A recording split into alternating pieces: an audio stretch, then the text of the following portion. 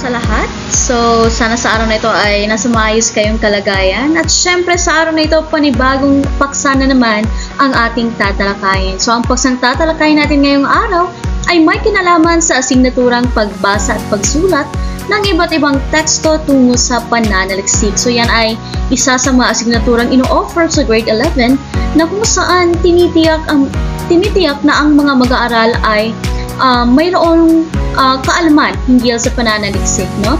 At saka makuha nila yung punto kung bakit in-offer ang nasabing subject or nasabing asignatura. So, yan, kung handa-handa na kayo ay atin ang pag-usapan kung ano nga ba ang pagbasa, ano nga ba ang pagsulat, at ano ba ang kahulugan ng pananaliksik. Okay, kung handa na ay dako na tayo sa susunod na slide. Bakit nga ba pinag-uusapan pa ang mga basic na mga terminong ito, no? Noon pa man ay lagi na nating napapakinggan, lagi na nating sinasabi, lagi na nating napag-uusapan. So, syempre, kailangan nating magsimula sa pinakapayak o pinakasimple na paksa, patungo naman sa pinakakomplikado. So, ang tanong ngayon, ano ba ang ibig sabihin ng pagbasa? Ano kaya? Okay? So, kapag sinabing pagbasa, yan ay maikakabit din natin sa pagsulat. Ano kayong pagsulat? At syempre, maikakabit din natin ang pagbasa at pagsulat sa terminong pananaliksik.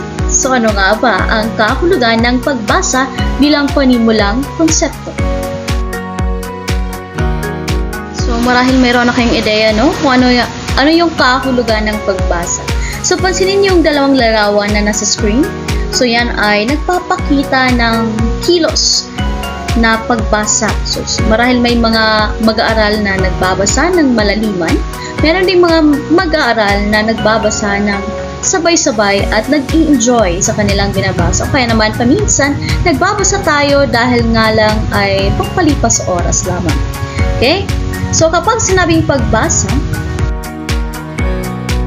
yan ay nangangahulugang proseso ng pag-aayos, pagkuha at pag-unawa ng anumang uri at anyo ng impormasyong nakakalap na kinakatawanan ng mga salita o simbolo. So, yung clue natin para sa salitang pagbasa, syempre, nandyan yung mga terminong pag-aayos, pagkuha at pag-unawa. So, bakit nga ba ito? Sa dinami-rami ng mga salita na pwede natin gawing clue, bakit pag-aayos, pagkuha, at pag-unawa yung ating napili, no? Kasi kung mapapansin natin sa pagbabasa, no? Madalas, nagagawa ng ating isipan sa pamamagitan ng pag-unawa yung pag-aayos, pagsasaayos ng mga pangyayari sa loob ng isang teksto. Halimbawa, tayo ay nagbabasa ng isang maikling kwento. So, sa isipan natin, hinahanay natin sa isipan natin, proseso sa isipan natin yung pagkakasunod-sunod na mga pangyayari, no?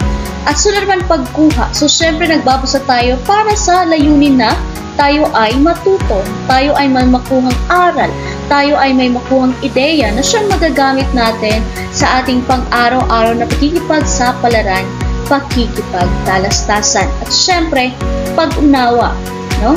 Siguro madalas sa atin ay nagbabasa tayo dahil kailangan. Pero ang pagbasa ay kinakailangang unawain. Hindi pwedeng nagbabasa lang tayo kasi bored tayo. Hindi pwedeng nagbabasa tayo kasi nga wala lang, kailangan lang talaga siyang gawin kasi nga mayroon tayong takdang aralin or assignment. So, sa pagbasa, kinakailangan na unawain naman natin kung ano yung binabasa natin para may isa puso, may isa isip natin yung binabasa natin at magkaroon ng kabuluhan yung ginagawa nating pagbasa ng iba't ibang anyo ng teksto. Okay? So, yan yung kahulugan ng pagbasa. Ang clue natin para sa pagbasa, meron tayong pag-aayos, no? Meron tayong tawag nito, pagkuha at pag-unawa. So, yan yung mga clue natin para sa pagbasa, pag-aayos, pagkuha at pag-unawa. So, ngayon dako naman tayo sa pagsulat. Ano ba ang ibig sabihin ng pagsulat? Okay? Tignan natin sa susunod na slide. Ayan. pansinin niyo yung dalawang larawan na nasa screen. Marahil ay obvious na or kitang-kita niyo na kung ano ang ibig ipahiwatig ng nasa larawan, diba? So yan ay kilos na nagpapakita ng pagsulat. Kasi kanina, pinag-usapan natin yung tungkol sa pagbasa. So ayan no, pagsulat. So ano nga ba yung kahulugan ng pagsulat? So marahil nagsusulat tayo ng iba't ibang mga bagay dahil kailangan, or nagsusulat tayo dahil nga yun yung pinakahilig nating gawin. Okay? At sinabing pagsulat, yan naman yung pagsasalin o pag-transfer, no? Yan yung pagsasalin o pag-transfer sa papel o sa anumang kasangkapan ng mga nabuong salita, simbolo at ilustrasyon ng isang tao sa layuning maipahayag ang kanyang ideya. Kung sa pagbasa meron tayong clue na pagsasaayos, pagkuha at pag-unawa. Dito naman sa pagsulat meron tayong clue na pagsasalin sa papel, pag-transfer sa papel. So, yung mga naiisip natin ay isinusulat natin sa isang kapirasong papel gamit ang isang ballpen or isang pluma. Sa ibang unang panahon, pluma pa yung ginagamit Pluma at papel pa yung magkapares, magka-partner. Pero ngayon, meron na tayong papel at saka ballpen. No? So, pagsasalin ng mga ideya sa papel or pag-transfer ng mga ideya, mga konsepto, mga kaisipan, mga nais ipabatid sa isang kapirasong papel. So, yan yung kahulugan para sa pagsulat. Clue, pagsasalin sa papel. Pag-usapan natin yung tungkol sa pagbasa at pagsulat. Siyempre, hindi magpapahuli ang terminong pananaliksik. So, ano nga ba ang pananaliksik? Marahil ay may ideya na kayo kung ano ang pananaliksik, ngunit tingnan muna natin ang mga larawan.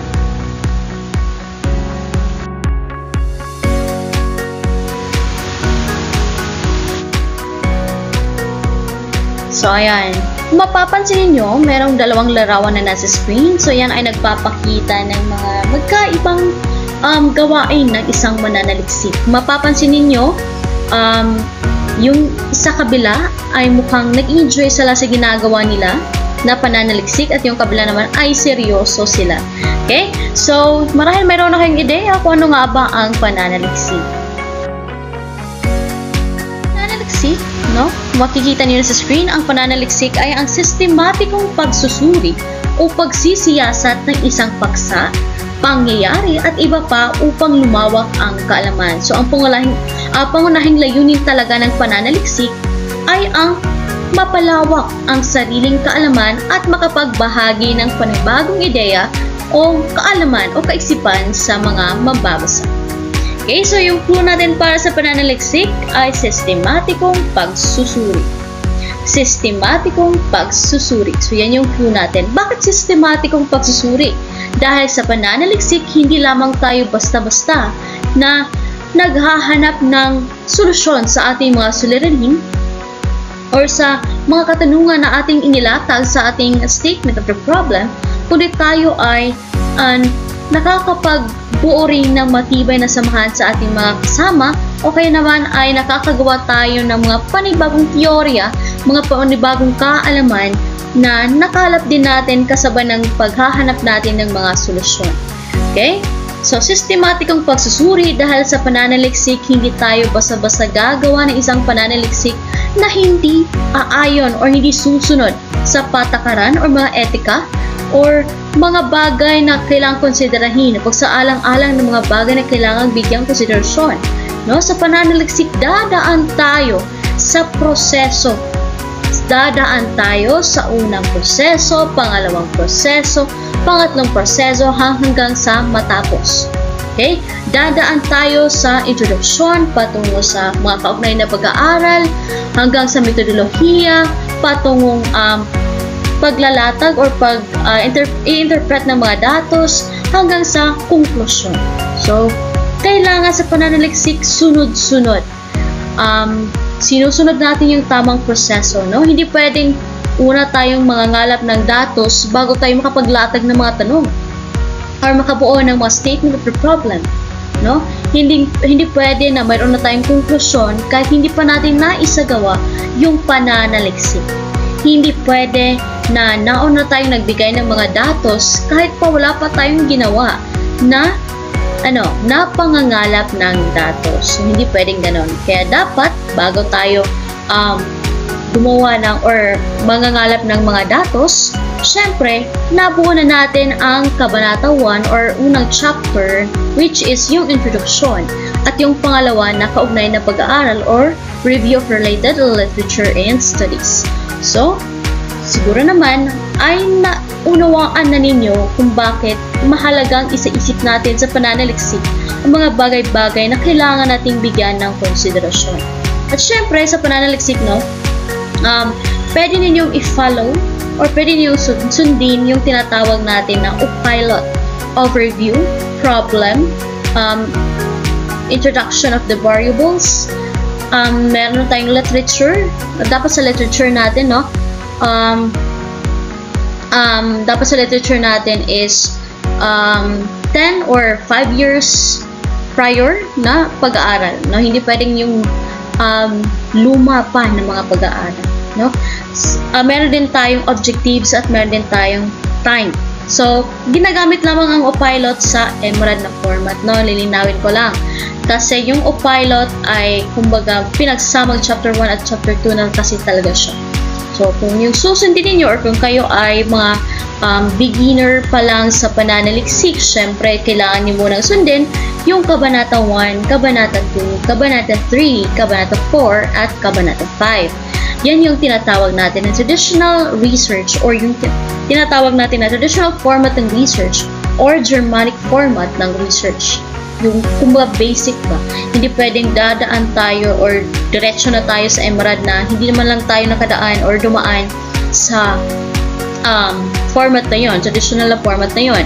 Kasi medyo malilito tayo or mahihirapan tayo sa pagbuo ng pananaliksik kung ang format na sinusunod natin agad-agad as beginner ay yung pinaka bago, yung Emerald. So, dapat ngayon sa pananaliksik na ito, dapat sa subject na ito, ang sundin muna ninyo ay ang pananaliksik na traditional. Yung dadaan kayo sa chapter 1, chapter 2, chapter 3, chapter 4, at chapter 5. So, nga pala, no, gagawa tayo ng video dyan tungkol sa pananaliksik, no? Tungkol sa iba't ibang uri ng pananaliksik, tungkol sa tamang format ng pananaliksik, tungkol sa Emerald na format ng pananaliksik, at iba pang mga kailangan bigyang konsiderasyon sa pananaliksik. So, abang-abang lang tayo para sa malalimang pagtalakay sa pananaliksik. So, ngayon, balik na tayo sa pinaka-focus ng ating talakayan, ang pagbasa at pagsulat. So, sinali ko lang ang pananaliksik na termino dito dahil bilang na rin, suporta doon sa asignaturang pagbasa at pagsulat ng iba't ibang teksto tungkol sa pananaliksik. So, yan. Again, clue natin para sa pananaliksik, meron tayong sistematikong pagsusuri. Sistematikong pagsusuri. Kung yung clue natin sa pagbasa, pag-aayos, pagkuha at pag-unawa. Sa pagsulat naman, meron tayong pagsasalin o pag-transfer ng mga kaalaman sa papel. Dito naman sa pananaliksik, meron tayong sistematikong pagsusuri. So, naway naging malinaw, no, kung ano yung pananaliksik, ano yung pagbasa, ano yung pagsulat. Dahil sa puntong ito ay tatalakayin naman natin ang proseso ng pagbasa. Kumbaga, balik tayo doon sa pinag-uusapan talaga natin sa video ito.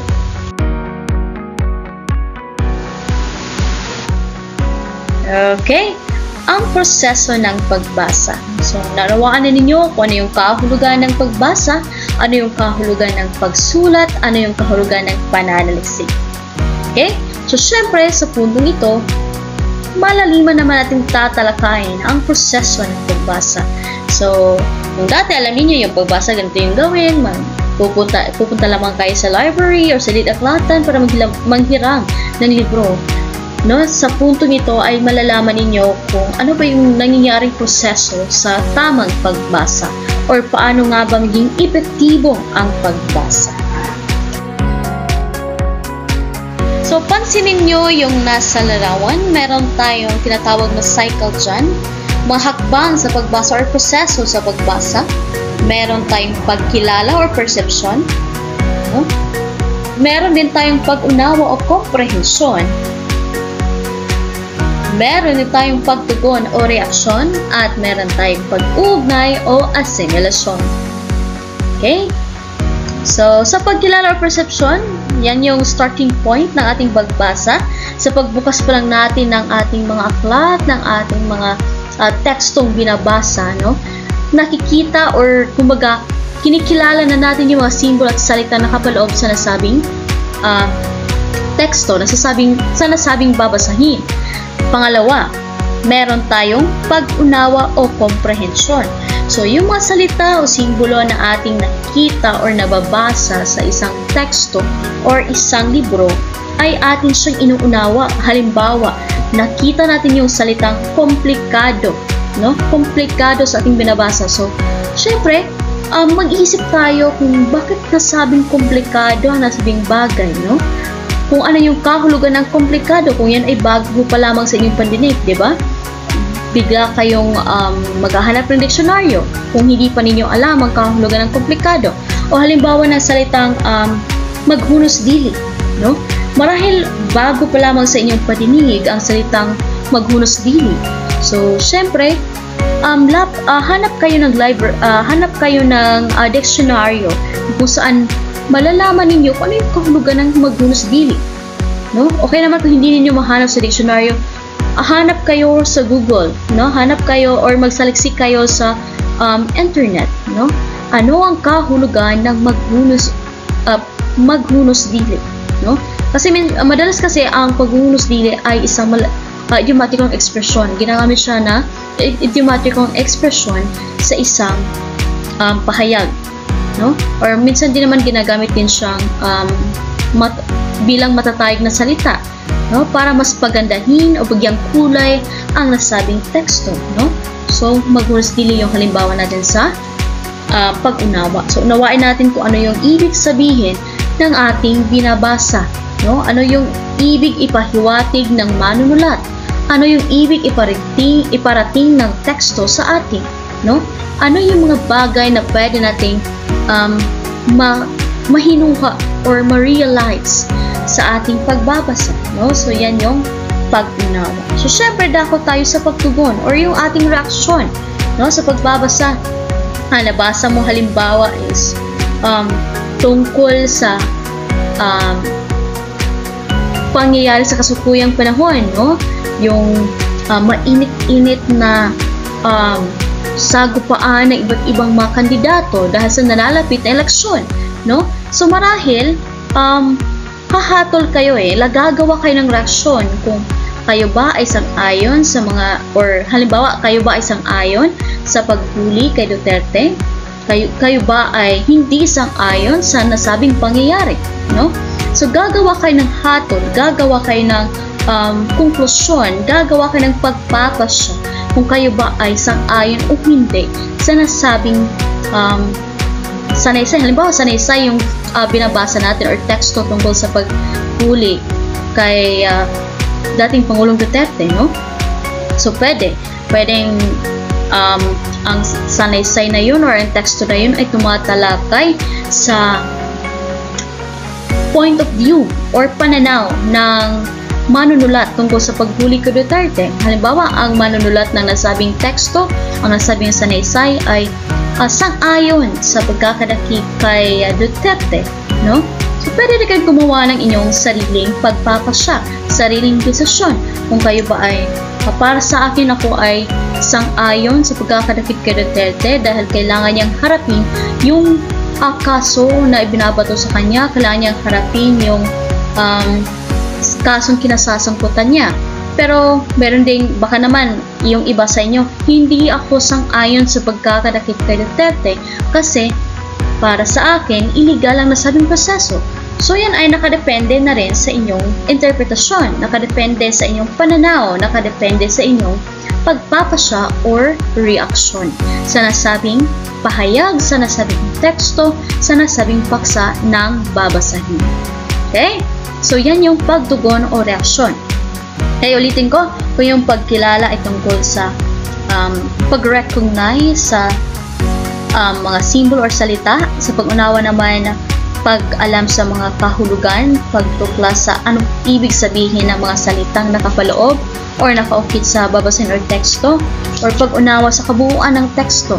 Pero pag sinabi namang pagtugon, yan yung pagpapasya or inyong reaksyon sa inyong nabasa. Okay? Sunod naman ang panghuling hakbang sa pagbasa or panghuling proseso ay ang pag-uugnay o asimilasyon. Diba? Hindi naman natin maiiwasan na sa buhay natin ngayon, madalas naghahanap tayo ng connection, diba? Madalas naghahanap tayo ng tawag nito, relasyon. Naghahanap tayo ng kaugnayan ng mga bagay-bagay sa mundo, diba? Minsan, usaping pang-edukasyon lang, pero dumadako na tayo sa usaping pangkalusugan kasi nga, no? Nare-relate natin yung mga usaping yon sa ibang bagay. So, dito sa pag-uugnay or asimilasyon, ibibigay pa rin natin na halimbawa yung pagkakadakip kay Duterte sa naysay or teksto hinggil sa pagkakadakip kay dating Pangulong Duterte. No? So, inuugnayin nyo yung mga yung kaalaman ninyo or dating karanasan ninyo or ng inyong pamilya sa nasabing teksto. So, halimbawa, napagtanto mo na hindi ganun ka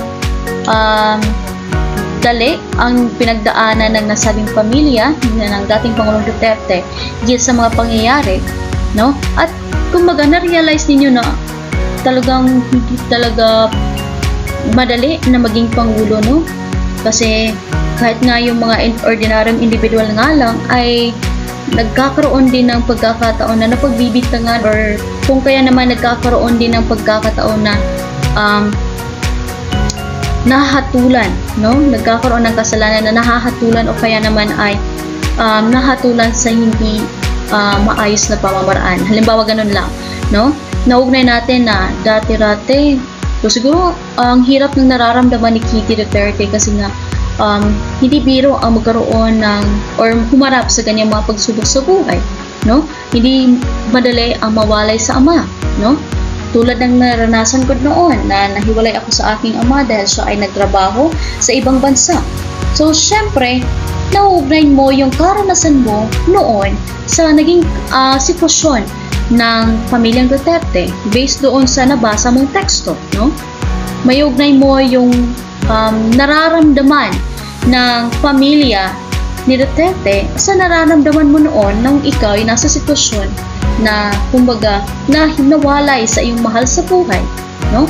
So yan yung pag-uugnay, no?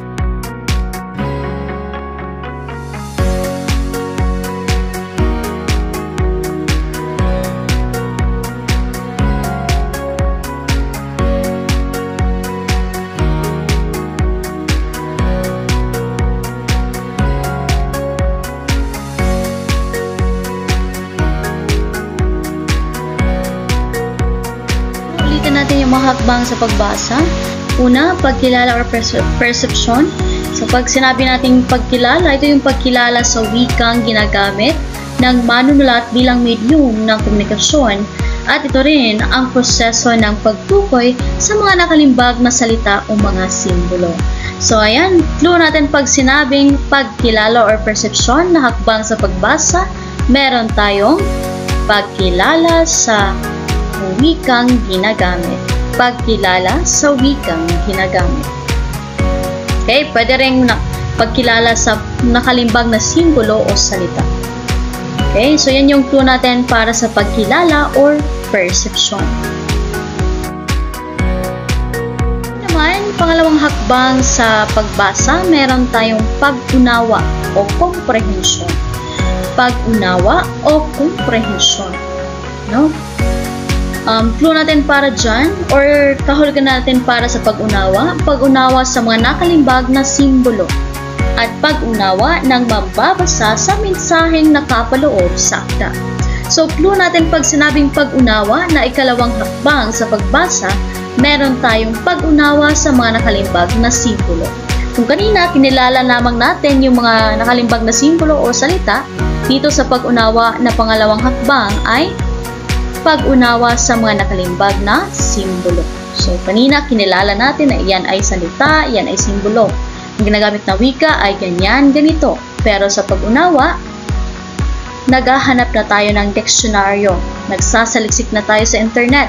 Ano nga ba ang kahulugan ng mga salitang nakalimbag sa nasabing teksto o babasahin? Ayan, pangatlo, no? Pangatlong hakbang sa pagbasa, meron tayong pagtugon o reaksyon. Pagtugon o reaksyon. Pag sinabing pagtugon, yan yung pagtanggap, pagsang-ayon o pagkontra at pagpapasya sa kaisipang nakapaloob sa binabasa. No?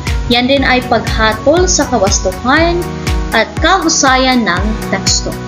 So, clue natin para sa pangatlong hakbang sa pagbasa na pagtugon o reaksyon, pagpapasya or pagsang-ayon, no? Pagpapasya o pagsang-ayon. So, yan yung mga clue natin para sa pagtugon. Pero pwede rin para mas madali, pagpapasya o paghatol. Para mas mabilis, pagpapasya o paghatol. So, sige, yan yung clue natin, pagpapasya o paghatol. So, siguro, no, marahil nagtataka kayo kung bakit inuulit yung mga termino, kung bakit ako naglalagay or kumbaga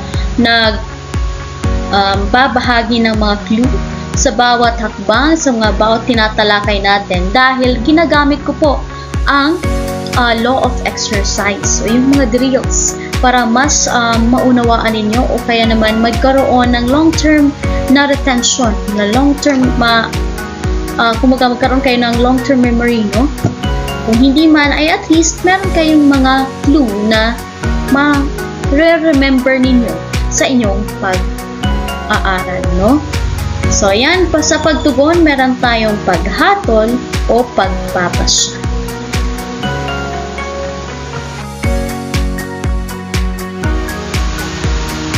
So, ayan dako tayo sa pang-apat na hakbang, ang huling hakbang sa pagbasa.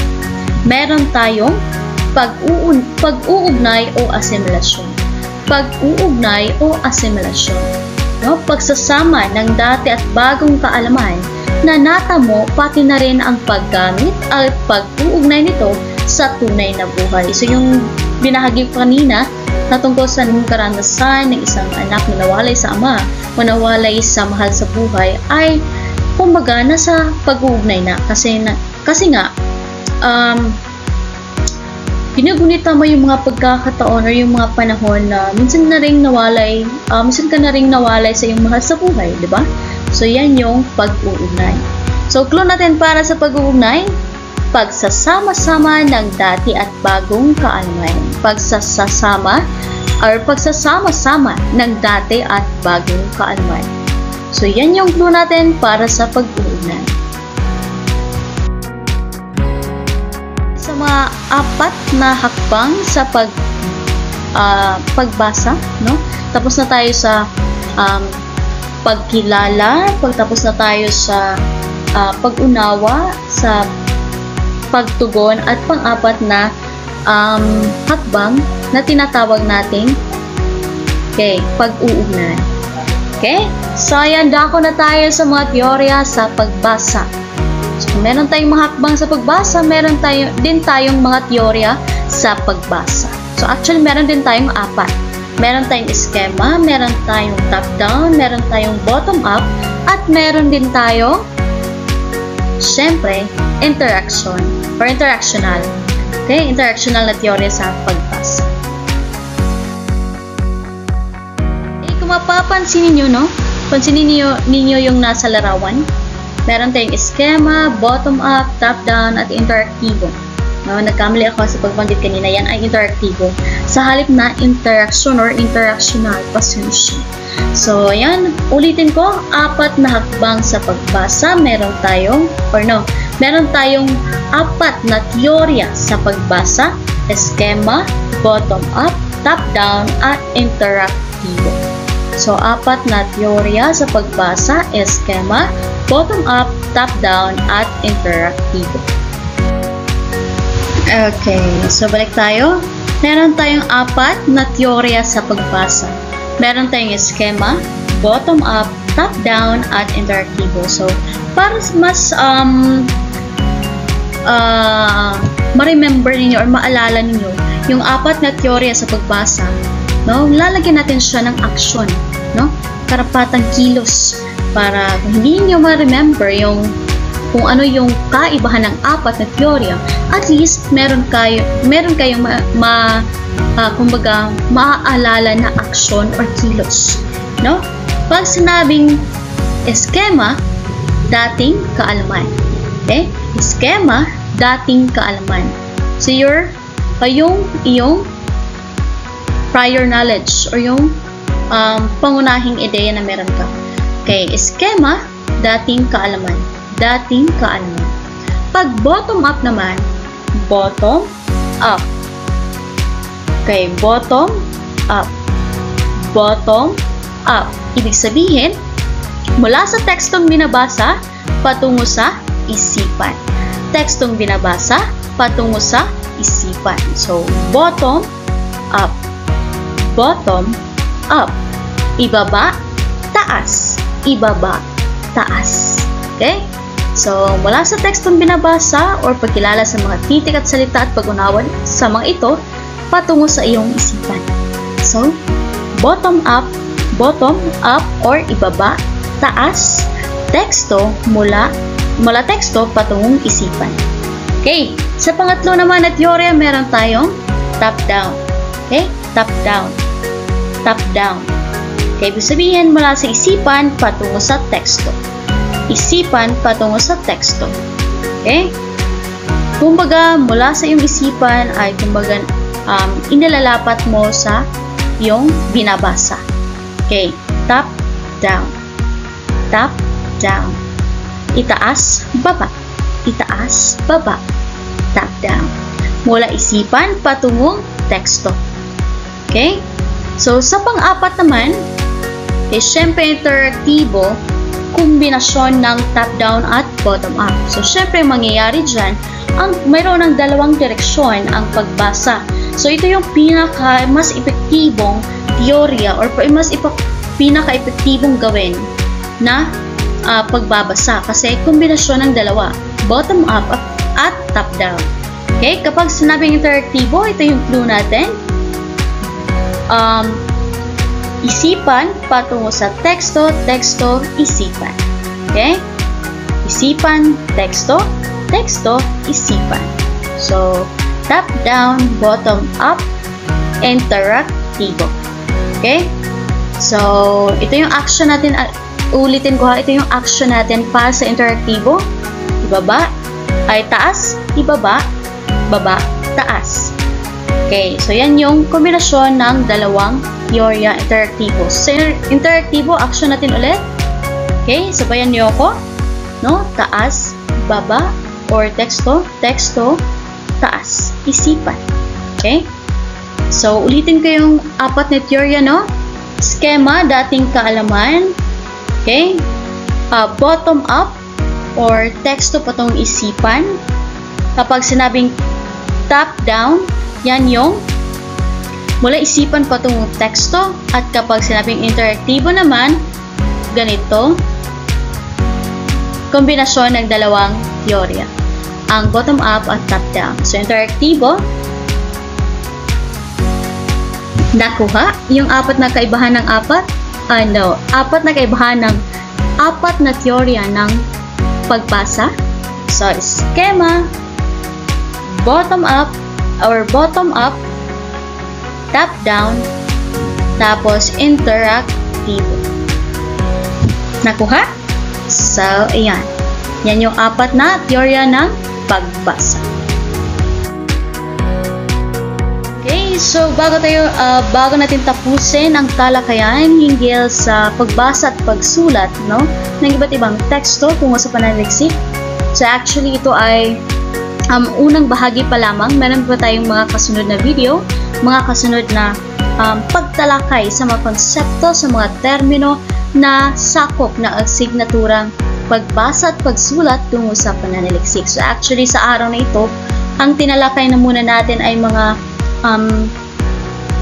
simpleng bagay, mga simpleng termino na may ugnay sa nasabing asignatura, ang pagbasa, pagsulat, at pananaliksik. At syempre, tinalakay din natin ang proseso or mga hakbang sa pagbasa.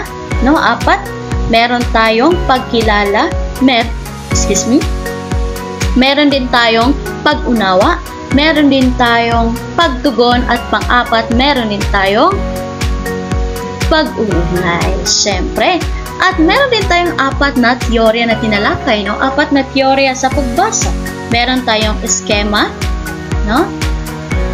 Bottom up, no? Bottom up. At saka, meron din tayong pangatlo, top down. Meron din tayong interaktibo, ganito. Okay, so yan yung 4 na teorya. So kung makikita niyo sa screen, meron tayong isang kasabihan dyan, ang pagbasa ay susi sa kaalaman at ang pagsusulat ay daan tungo sa paglikha ng bagong karunungan. Okay, so huwag ninyong kalimutan na ang pagbasa at pagsulat ay mahalagang aspeto tungo sa mas mahusay na pagbuo ng isang pananaliksik. Naway may naunawaan kayo sa araw na ito sa ating naging talakayan. Bagamat maikli lamang na panahon ang ating maikling panahon lamang tayo nagkasama-sama, ngunit sana naman ay meron kayong natutunan. Ang iba pang sasabihin, kundi maraming salamat sa pagkikinig. At abang-abang lang tayo sa mga susunod na video, susunod na talakayan hinggil sa mga konsepto sa Filipino, lalong-lalo na sa grade 11, no? Dahil bibigyan pa natin ng karugtong itong talakayan na ito tungkol sa pagbasa at pagsulat ng iba't ibang teksto tungo sa pananaliksik. So actually, malaya din kayong magbahagi ng inyong mga gusto pang malaman, mga gusto pang pag-usapan natin sa ating talakayan sa mga susunod na video. Paalam!